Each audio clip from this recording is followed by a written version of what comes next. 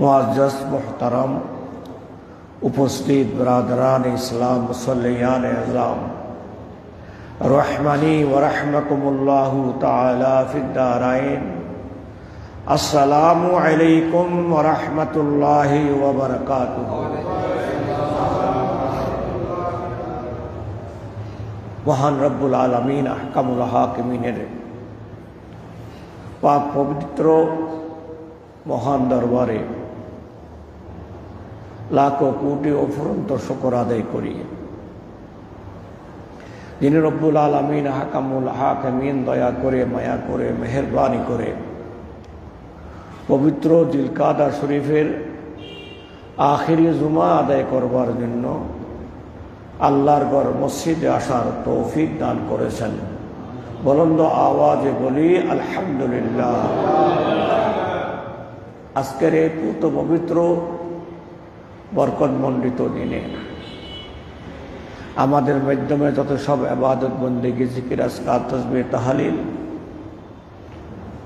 সালাত ও সালামি মিলাদ ও কিয়াম জিকির আজকার সহ যত সব ইবাদত বন্দেগী আদায় করার তৌফিক আর সুযোগ হবে, সমস্ত ইবাদত বন্দেগী মহান রব্বুল আলামিন আহকামুল হাকিমিনের কুদরতের দরবারে কবুল আর মঞ্জুর হোক। সবাই বলি আমিন। মোহতরম হাজিরিন, দেখতে দেখতে জিলকাদা শরীফ আমাদের থেকে বিদায় নিতে চলেছে। আজকে এই জিলকাদা শরীফের চতুর্থ জুমাবার, পরবর্তী জুমা জিলহজ মাসের হবে, তাই আজকের জুমাবার আখিরের জুমাবার। আজকে হাজিরিন মুসল্লিয়ানে আযমের উদ্দেশ্যে যে খুতবাটি উপস্থাপন করা হবে তাতে আনিত আয়াতে কারিমা ইতিমধ্যে তেলাওয়াত করে শোনানো হয়েছে। আয়াতে কারিমাটি কোরআনুল কারীমের সূরা ইব্রাহিম শরীফের 23 নম্বর আয়াত। আল্লাহ তাবারক ওয়া তাআলা এই আয়াতে ঈমানদার নেককার এই দুই গুণে যারা বৈশিষ্ট্য, যারা এই দুই গুণে ধন্য, তাদের জন্য মহান আল্লাহ পুরস্কার ঘোষণা করেছেন। বলি আলহামদুলিল্লাহ। এরশাদ হচ্ছে ওয়াউদখালাল্লাযীনা আমানু ওয়া আমিলুস সালিহাত, ঈমানদার আর নেককার এই দুই গুণে ধন্য যারা, তাদেরকে আল্লাহ তাবারক ওয়া তাআলা দয়া করে প্রবেশ করাবেন কোথায়? জান্নাতিন, জান্নাতে। আলহামদুলিল্লাহ। তাহলে এখন কথা হলো, আমাদেরকে ঈমানদারও হতে হবে, নেককারও, ঈমানদারও হতে হবে, নেককারও হতে হবে। নেককার বলা হয় যিনি নেক কাজ করেন, তাকে বলা হয় নেককার। এই নেক কাজগুলো কাজে আসবে যদি ঈমান থাকে। ঈমান না থাকলে নেক কাজগুলো কোনো কাজে আসবে না। এই জন্য প্রথমে আল্লাহ বলেছেন ঈমানের কথা, এরপরে বলেছেন নেক কাজের কথা। এই দুই গুণ ধন্য যারা, তাদেরকে আল্লাহ জান্নাত দান করবেন। জান্নাতটা কেমন? এবার আল্লাহ বলছেন তাজরি মিন তাহতিহাল আনহার, যে জান্নাতের তলদেশ দিয়া নাহার প্রবাহিত। এটা আল্লাহ জান্নাতের অন্যতম বৈশিষ্ট্য বর্ণনা করছেন। আমাদের দেশে এমন কিছু ঘর আছে, বালাহানা তৈরি করেছেন অনেকে, বিশাল সুন্দর বালাখানার চতুর্দিকে বিভিন্ন প্রকারের লেক, বিভিন্ন প্রকারের ঝর্ণা দ্বারা পানি পড়তেছে। আমাদের অনেকে উৎসুক জনতা গিয়ে ঝর্ণার পাশে দাঁড়াইয়া ছবি তোলেন। ঝর্ণার প্রতি মানুষের আকর্ষণ আছে কি নেই? হ্যাঁ, আকর্ষণ আছে। আমাদের কক্সবাজার গেলে ওখানে পূর্ব দিকে অনেক দূর যাওয়ার পরে একটা জায়গা আছে, পাহাড় থেকে পানি ধরে, ওখানে অনেক উৎসুক জনতা পর্যটকরা যায়, ওই দৃশ্যগুলো ধারণ করে আনেন। আমার বলার ইচ্ছা হচ্ছে যে ঝর্ণার প্রতি মানুষের স্বভাবজাত একটি আকর্ষণ ঝর্ণার প্রতি। আর তাছাড়া আল্লাহ তাবারক ওয়া তাআলা পৃথিবীটা সাজিয়েছেন সুন্দরভাবে। ওটা পৃথিবীকে 3 ভাগ 4 ভাগ করলে 1 ভাগ স্থল, 3 ভাগ পানি, ঠিক না? চতুর্দিকে আমরা পানিতে ঘেরা। জলের ভাগ বেশি না কম? স্থলের ভাগ কম। আমাদের চট্টগ্রামকে বলা হয় নদীমাতৃক দেশ, তাই চট্টগ্রাম বাংলাদেশের মধ্যে অত্যন্ত একটি আকর্ষণীয় জায়গা। নৌপথে যোগাযোগের সুন্দর ব্যবস্থা, সেজন্য বারৌলিয়া এসেছেন এদিকে। তারা নৌপথে চট্টগ্রামে উঠেছেন, ঠিক না? নদীমাতৃক দেশ। ঝর্ণার প্রতি মানুষের একটি আকর্ষণ, এটা আল্লাহ জানেন। তাই আল্লাহ বলছেন জান্নাতের প্রশংসা করতে গিয়ে, জান্নাতিন তাজরি মিন তাহতিহাল আনহার, জান্নাত এমন যার তলদেয়া নাহার প্রবাহিত, ঝর্ণা দ্বারা প্রবাহিত। বান্দা, এটা গেলে ভালো লাগবে তোমাদের, ফিরে আসতে চাইবে না মন। তাই আমিও আল্লাহ বলছি যে যার একবার জান্নাতে ঢোকার সুযোগ হবে, সে জান্নাত থেকে কোনোদিন বের হবে না। আমি আল্লাহ তাকে বের করব না। এখন আল্লাহ আমাদেরকে বললেন, ঈমান থাকলে, নেক আমল থাকলে তোমাদেরকে জান্নাত দেব। জান্নাতের বৈশিষ্ট্য এই। এখন আমাদের আকর্ষণ বেড়ে গেছে। আল্লাহ, আমরা যদি কোথাও পর্যটন কেন্দ্রে যাই,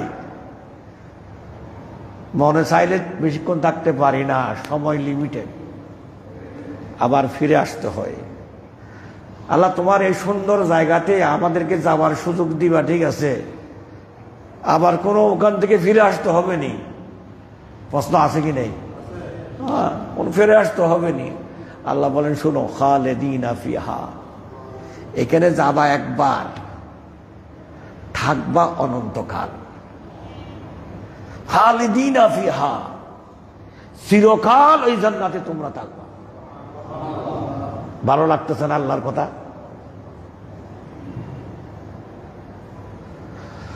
হায় হায়, খালিদিনা ফিহা, জান্নাতে তোমরা চিরকাল অবস্থান করবা। বেইজনি রব্বিহিম, নেককারদের রব যিনি,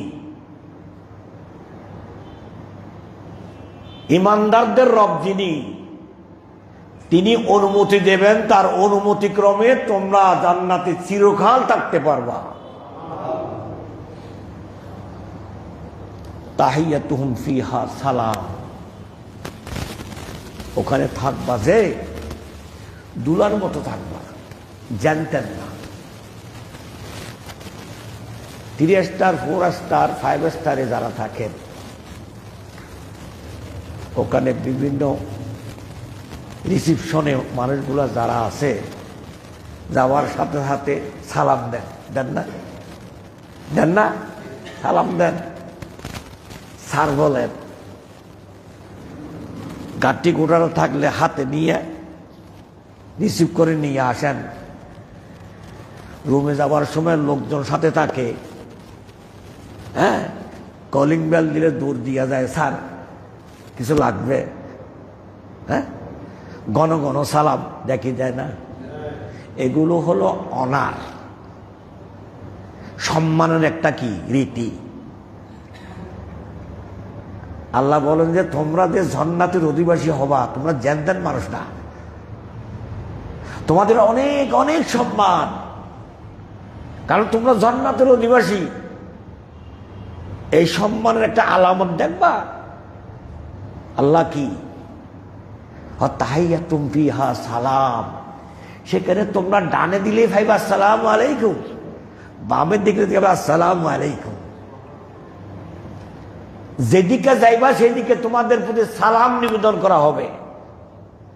তো সালাম নিবেদন করা হবে, এতে প্রমাণিত হয় তোমরা জ্যানতেন মানুষ না, তোমরা অতীব সম্মানিত মানুষ।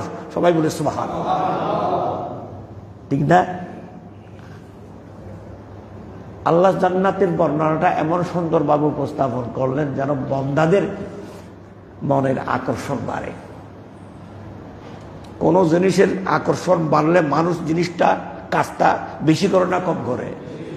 হ্যাঁ, আল্লাহ জান্নাতের উপস্থাপনটা এমন সুন্দরভাবে করলেন যেন আমরা মসজিদে কম আসি। এই জন্য নাকি কম আসি নাকি বেশি আসি? বেশি আসি।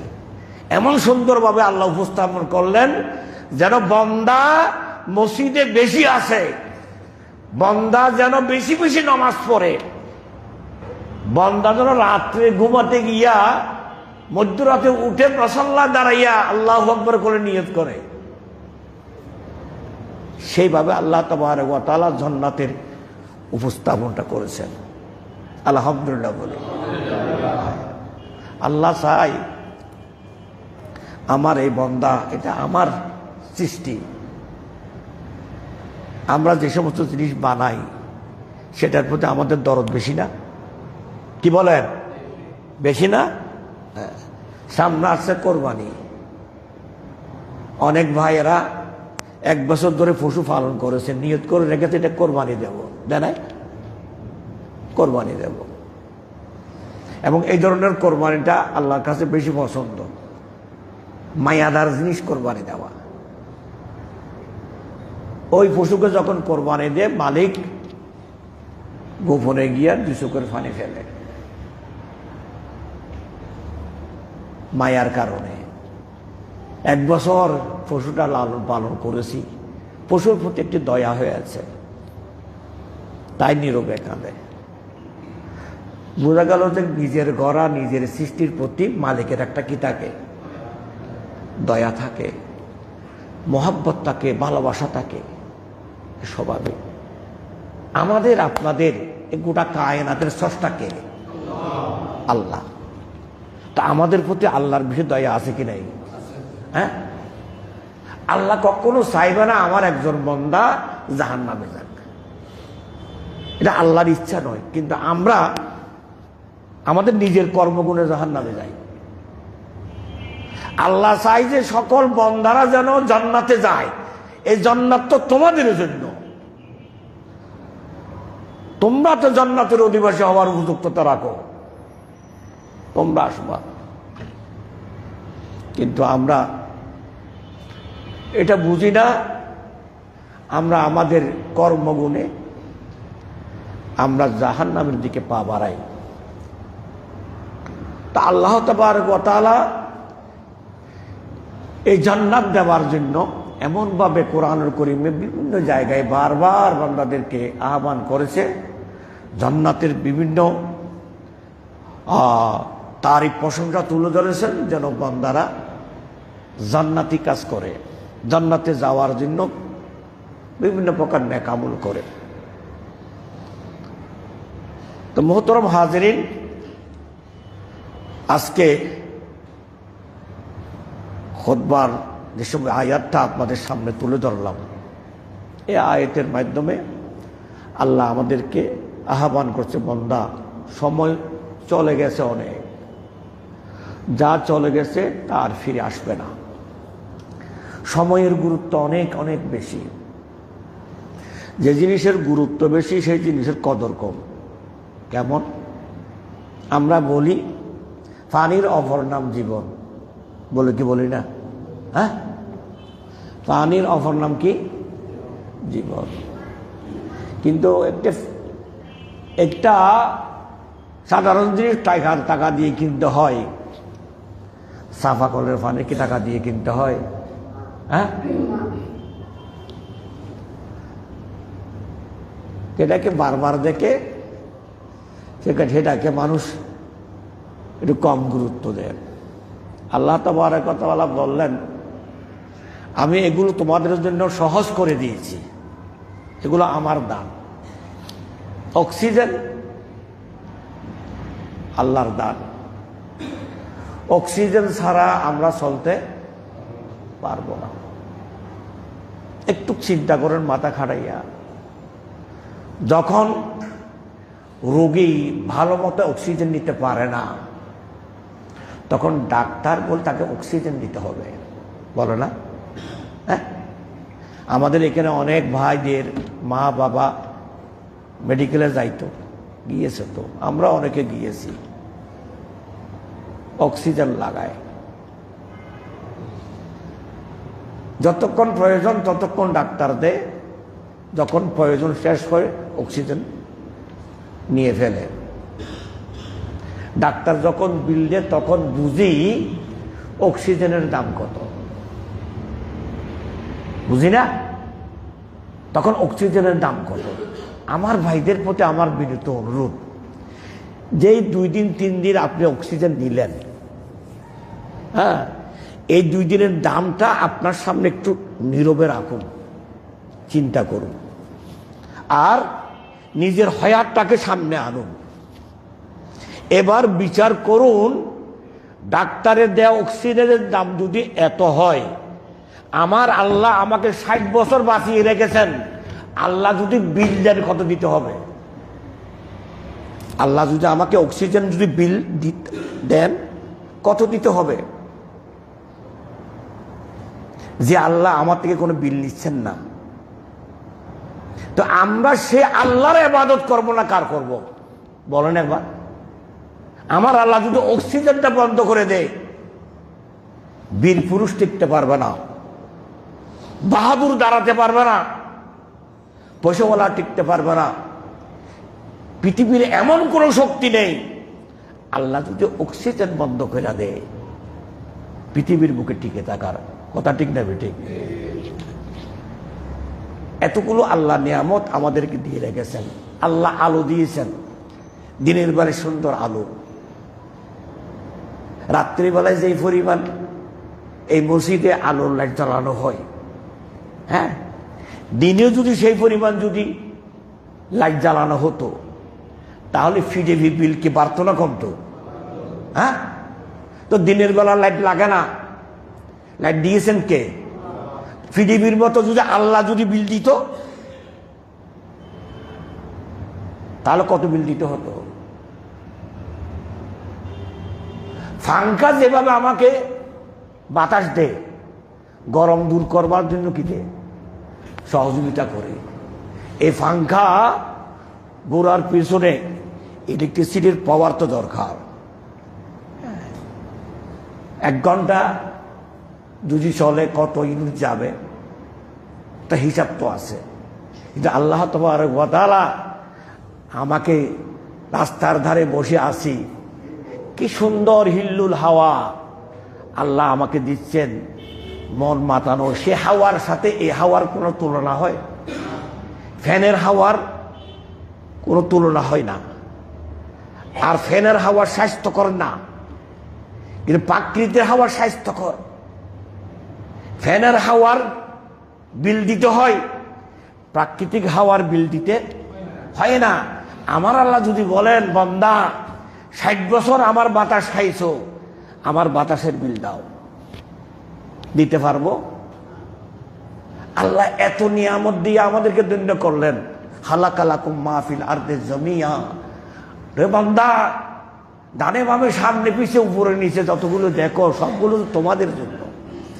এত নিয়ামতের মাঝে তোমাদেরকে ডুবিয়ে রাখলাম, একবার কি চিন্তা হয় না যে আমাকে চিন্তা করতে হবে, আমার ইবাদত করতে হবে? করো না কেন? তোমরা তো যে কোনো জায়গায় গিয়ে যুক্তির মারফেস দাও, যুক্তি দিয়া মানুষকে হারাবার চিন্তা করো। এগুলো একটু যুক্তি দিয়া চিন্তা করো আমি ইবাদতের হকদার কিনা। তোমার বিবেচনায় যদি আমি ইবাদতের হকদার হই তাহলে আর দেরি নয়, হাইয়া আলাস সালাত বললে মসজিদ আছে। আমাকে সিজদা করো, আমাকে সিজদা করলে তুমি অনেক অনেক দুনিয়াবি উখরবি ফায়দায় ধন্য হবা। আল্লাহ তাবারক ওয়া তাআলা যে নামাজ আমাদেরকে দিলেন এটা চারটিখানি বিষয়। দুনিয়ার সমস্ত ইবাদত জিবরিল নিয়ে এসেছেন পৃথিবীতে, গত জুমায় আমি বলেছি। কিন্তু আল্লাহ তাবারক ওয়া তাআলা নামাজের বিধান জিবরিল দিয়ে পৃথিবীতে পাঠান নাই। আমার রসুলকে দুলা বানাইয়া আরশে আযমে নিয়ে সেখানে নামাজ দিয়েছেন। তার মানে কি নামাজের গুরুত্ব কম না বেশি? বেশি। আমরা এই প্রযুক্তির যুগে আছি, আমরা সবাই কম বেশি কম্পিউটার চালাই। কম্পিউটার এটা কোড নম্বর দিয়ে বন্ধ করে, যেন যেইটাই এটা ওপেন করতে না পারে। কথা ঠিক না বেটি? হ্যাঁ, নাও যে কেউ কম্পিউটার সামনে বসে এটাকে অন করবে, আপনার গুরুত্বপূর্ণ জিনিস সেই নিয়ে যাবে। এই জন্য যারা কম্পিউটার চালায় এটা একটা কোড নম্বর দিয়ে কি করে বন্ধ করে দেয়, ঠিক না? আল্লাহ তাবারক ওয়া তাআলা বললেন যে নামাজ তো আমাকে দেখার কম্পিউটার, এটার কোড নম্বর জ্যান করে দেওয়া যাবে না, যাকে তাকে দিকে দেওয়া যাবে না। জিবরিল তোমাকে দিয়ে আমি রোজা ফাড়াইছি, জাকাত ফাড়াইছি, হজ ফাড়াইছি, নামাজ দেব না। নামাজ আমার হাবিবকে এখানে আনবো, দুলা বানাইয়া তার সাথে আমার 90,000 কালাম হবে, আশেক মাশেকের মধ্যে আলোচনা হবে, আলাপ সারিতার পরে তিনি আমার কাছে আবেদন করবেন, আল্লাহ ভাগ্যক্রমে তোমার সাথে আমার দিদার হলো। আমি তো আমার উম্মতদেরকে খুবই ভালোবাসি, খুবই পছন্দ করি। এই পছন্দের মানুষগুলো তোমার সাথে দিদার করো, এটা আমার মনে চাওয়া পাওয়া। আল্লাহ তাবারক ওয়া তাআলা বললেন যে ঠিক আছে, আমি তোমাকে তোমার আবেদন ক্রমে তোমার উম্মতের জন্য আমাকে দেওয়ার একটি ব্যবস্থা করতেছি। এই কোড নম্বরটা নাও, এটা আমার বান্দাদেরকে দিও। এই কোড নম্বর দিয়া কম্পিউটার অন করবে, কম্পিউটার সামনে সে দাঁড়াবে, যা ইচ্ছা কম্পিউটার থেকে সাথে দেখতে পাবে। সবাই বলো সুবহানাল্লাহ। পারবে না? আমরা যখন কম্পিউটারের সামনে দাঁড়াই তখন আমার যা ইচ্ছা কম্পিউটারের ভিতরে আছে তা আমরা দেখি কি দেখি না? দেখি না? দেখি। আল্লাহ বলেন যে বান্দা তুমি যখন নামাজে দাঁড়াবা তখন তুমি যদি আমাকে দেখতে চাও তাহলে তুমি দেখতে পাবা। ওয়াবুদ রাব্বাকা কান্নাকা তারাহু, নামাজে দাঁড়াইয়া তুমি এমন ভাবে দাঁড়াবা যেন তুমি আল্লাহকে দেখছো, আল্লাহ তোমাকে দেখছে, ঠিক না? আল্লাহ তোমাকে দেখছে। ফাইল্লাম তারাহু, যদি তুমি দেখতে না পাও এটা তোমার ব্যর্থতা। ফাইন্নাহু ইয়ারাকা, কিন্তু আল্লাহ তোমাকে দেখছেন। আল্লাহ তোমাকে দেখছেন। তুমি না দেখা মানে না থাকার দলিল না। তুমি না দেখা মানে না থাকার দলিল না। না দেখাটা তোমার ব্যর্থতা। বিজ্ঞান বলে আমাদের শরীর একেবারে পরিষ্কার পরিচ্ছন্ন, সাবান দিয়া গোসল করে এসেছি। বিজ্ঞান বলে তোমার হাতের চতুর্দিকে লক্ষ কোটি ব্যাকটেরিয়া ফিলফিল ফিলফিল করছে, ঠিক না বেটি? আমরা চর্মের চোখে দেখি দেখি দেখি না, কিন্তু আছে কি না? মেডিকেল সায়েন্স বলছে আছে। এখানে শত কোটি ব্যাকটেরিয়া আছে, ফিলফিল করতেছে। এগুলো আমি দেখলে ইচ্ছা হবে হাতটা কেটে ফেলে দেই। আল্লাহ বলছে তুমি দেখবা না, এটা কিন্তু এটা আমার সৃষ্টি, এগুলো আছে। কিন্তু এগুলো দেখার জন্য আলাদা যন্ত্র আছে কি নেই? আলাদা অনুবীক্ষণ যন্ত্র আছে। এটা তো অনুবীক্ষণ যন্ত্র তো আমাদের সবার কারো হাতে নেই। কিছু হাতে আছে যাদের হাতে গেছে অনুবীক্ষণ যন্ত্র আছে না, এরা দিয়া দেখে। হ্যাঁ, বিজ্ঞানীরা বলছে হ্যাঁ। তাহলে বোঝা যায় সবার হাতে অনুবীক্ষণ যন্ত্র নেই, কিন্তু কিছু মানুষের হাতে আছে, তাদেরকে বলা হয় বিজ্ঞানী। তদ্রূপ ভাবে আহলে তাসাউফের মধ্যে যারা আল্লাহর ওলি, তাদের কাছে বেলায়েতের অনুবীক্ষণ যন্ত্র আছে, আছে কি নাই? ওরা মুসাল্লায় দাঁড়াইয়া আমার আল্লাহকে দেখেন, সবাই সুবহানাল্লাহ, আল্লাহকে দেখেন, আল্লাহর সাথে কথা বলেন। আলহামদুলিল্লাহ রাব্বিল আলামিন, সমস্ত প্রশংসা আল্লাহর। আমার আল্লাহ তার সামনে দাঁড়িয়ে আর তিনি আল্লাহর প্রশংসা করছেন। কথা ঠিক না বেঠিক? হ্যাঁ, তাহলে বোঝা গেল যে এই নামাজ আল্লাহ দিয়েছেন, আল্লাহর বান্দারা যেন আল্লাহকে দেখেন, আল্লাহর সাথে কথা বলেন। এই জন্য হাদিসে পাকে বলা হয়েছে সালাতু মেরাজুল মুমিনিন, সালাতে দাঁড়ালে আল্লাহর সাথে দিদার হয়, আল্লাহর সাথে কালাম হয়। যেভাবে আল্লাহ তাবারক ওয়া তাআলা তার হাবিবকে আরশে আযমে নিয়ে মেরাজ দান করেছেন, বান্দা তুমি মুসাল্লায় দাঁড়াইয়া আমার সাথে তোমার মেরাজ হবে। এই নামাজের কত যে আহামিয়ত, আপনি ধর্মীয় দৃষ্টিকোণ থেকে বিচার করেন, গুরুত্ব খুঁজে পাবেন। সামাজিক দৃষ্টিকোণ থেকে বিচার করেন, গুরুত্ব খুঁজে পাবেন। আপনি যদি এটাকে আরো যেভাবে আপনি চিন্তা করেন, বিচার করেন, নামাজের মাধ্যমে তার গুরুত্ব খুঁজে পাবেন। আমি ধর্মীয় দৃষ্টিকোণ থেকে কয়েকটা কথা বলি। প্রথম কথা হলো যে নামাজ এটা ঈমানের আলামত। একজন নামাজি দেখলে আপনি তাকে কি হিন্দু বলবেন না মুসলমান বলবেন? তাহলে বোঝা যায় নামাজ হলো শিয়ারে ঈমান, ঈমানের আলামত, নিদর্শন। তাছাড়া রাসূল পাক সাল্লাল্লাহু আলাইহি ওয়াসাল্লাম বলেছেন, বাইনার রজুল ওয়া বাইনাল কুফর ওয়া শিরক তারকুস সালাহ। মুসলিম শরীফের রওয়ায়াত। কাফের মুশরিক আর মুমিনের মধ্যে পার্থক্য হলো সালাত। মুমিন নামাজ পড়ে, কাফের নামাজ পড়ে না। মুসলমান নামাজ পড়ে, মুশরিক নামাজ পড়ে না। তাহলে ইমানদার আর বেঈমান দুইয়ের মধ্যে পরিচয়, মানদণ্ড হলো কি? নামাজ। তাহলে কেউ নামাজ পড়ে না মানে তার মধ্যে কাফেরের আলামত পাওয়া যাচ্ছে। সে কাফের নাও হতে পারে, নামাজ না পড়লে তাকে কাফের বলা যাবে না। তবে যদি নামাজকে যদি অস্বীকার করে, পড়ে না এক কথা, কবিরা গুনাহগার। আর নামাজ পড়ব না, নামাজ কত বছর পড়েছি যায় খবর আসে নাই, এই ধরনের কেউ যদি কালাম করে, এটা কুফরি কালাম, এ কথার সাথে সাথে কি হয়ে যাবে? কাফের হয়ে যাবে। হ্যাঁ, না পড়া এক কথা, অস্বীকার করা আর এক কথা। অস্বীকার করলে কি হয়? কাফের হয়। না পড়লে কি হয়? কবিরা গুনাহগার। কি হয়? কবিরা গুনাহগার। তাহলে ধর্মীয় দৃষ্টিকোণ থেকে আমরা বুঝতে পারলাম নামাজ এমন একটি ইবাদত, যে ইবাদত হলো ইমানদারের পরিচয়পত্র। সবাই বলুন সুবহানাল্লাহ। ইমানদারের পরিচয়পত্র, পরিচয় কার্ড, এটা আইডেন্টি কার্ড। আপনি যে কোনো জায়গায় হ্যাঁ গেলে একটা আইডেন্টি লাগে না? আমাদের এখন এনআইডি কার্ড আছে না? আগামীতে অনেক ধরনের কার্ড বের হবে।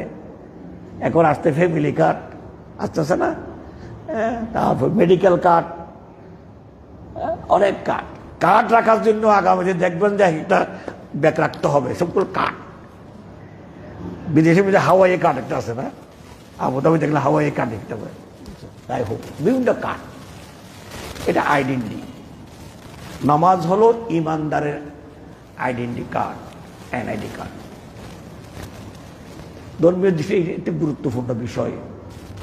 আর একটা হলো তিরমিজি শরীফের একটা রাওয়ায়াত আছে, রাসুল আমরে আল ইসলাম ওয়াউমুদুহু আস-সালাত। ইসলামের একবার শীর্ষ একটি কাজ ইমানের পরপর নামাজের কথা, ঠিক না? আর সেই সালাতের, সেই ইসলামের স্তম্ভ হলো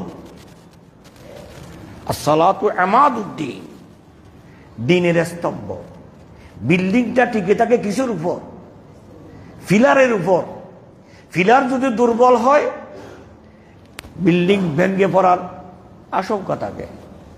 তাহলে একটি বিল্ডিং, একটি অট্টালিকা টিকে থাকে স্তম্ভের উপর।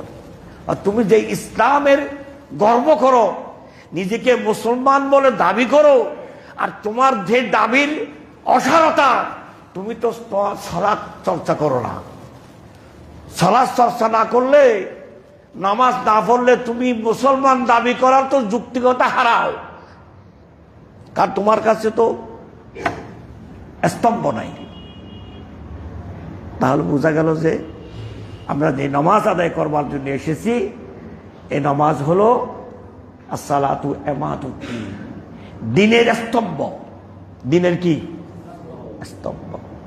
তা আল্লাহ তাবারক ওয়া তাআলা যে সালাত আমাদেরকে আদায় করবার জন্য দিয়েছেন, এই সালাতের ভিতরে বহু বহু আপনার গুণাবলী রয়েছে।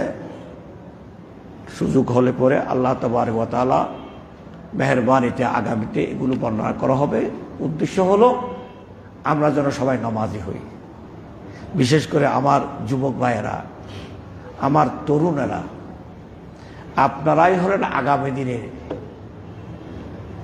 আমরা যারা বুড়ো হয়ে গেছি, আমাদেরকে কবরে টানছে, যে কোনো সময় আজরাইল আমাদেরকে এসে নিয়ে যাবেন। এই পৃথিবীটা সুন্দর হবে আপনাদের গুণে। আপনার সবাই যদি নামাজি হন, সবাই যদি দিনদার হন, সবাই যদি শরীয়ত মেনে চলেন, তাহলে এই পৃথিবীটা সুন্দর হবে, সোনালী যুগ রচনা করতে পারবেন। কথা ঠিক নেবে? ঠিক। হ্যাঁ, সুন্দর একটি যুগ আপনারা পৃথিবীকে উপহার দিতে পারবেন। এই জন্য আমি আমার যুবক ভাইদেরকে, আমার তরুণ ভাইদেরকে অনুরোধ করব, সময়কে গুরুত্ব দিন, আল্লাহর ইবাদতের প্রতি মনোযোগ দিন। আল্লাহ আমাদের সবাইকে আল্লাহর এই নির্দেশ পালন করার তৌফিক দান করুন। আমিন। ওয়া আখিরু দাওয়ানা আলহামদুলিল্লাহি রাব্বিল আলামিন।